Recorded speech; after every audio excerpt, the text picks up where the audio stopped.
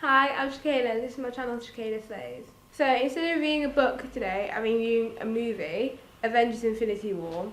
This movie I was so excited about. Obviously, people have been waiting for this movie for so long, including me, and I'm just so excited to watch it. So basically this movie is like a combination like all the other movies so far.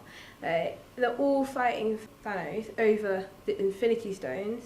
So Guardians, Doctor Strange, the Avengers, they all joined together to go fight Thanos so he doesn't get all the Infinity Stones.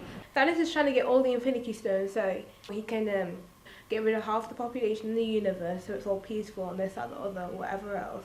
Like, I get where he's coming from, but wouldn't do it myself because I ain't crazy like that. Thanos is like this mad titan or whatever. Like, he's this overpowered, like, giant purple Barney the Dinosaur looking man.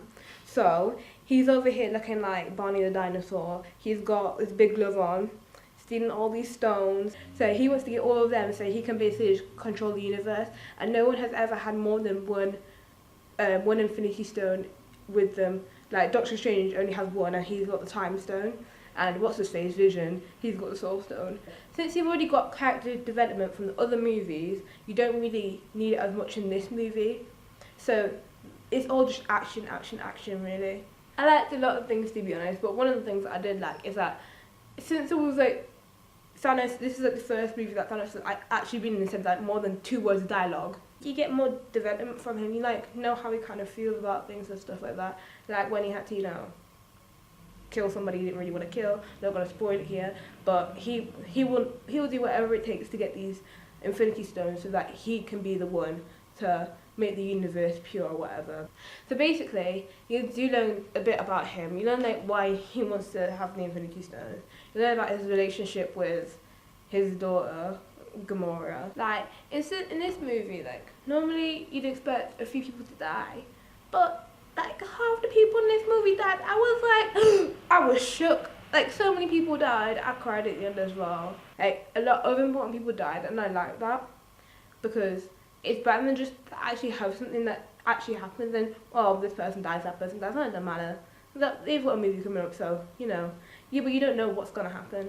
Another thing that I like was like the more serious tone. It wasn't like a DC movie like where everything's dark and bland and looks ugly, but it was a lot more serious because obviously the stakes were much higher.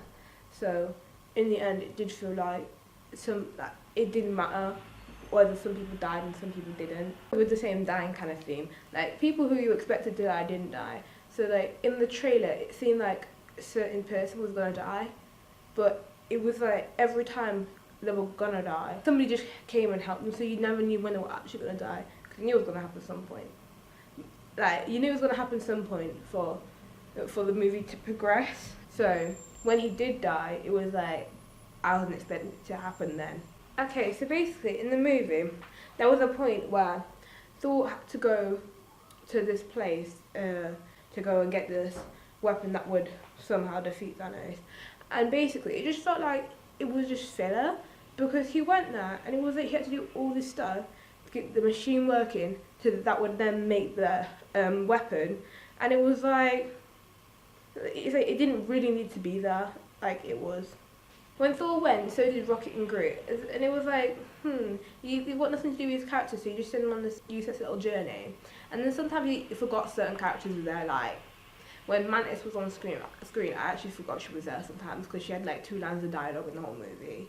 And then it's just, since there's so many characters, sometimes you forget that other ones are there. To be honest, I think they did a good job with like fitting all the characters into one movie. Basically, Thor is like, he's too powerful. He's got like, ever since Thor Ragnarok and he discovered his new powers and he can use his powers without his hammer.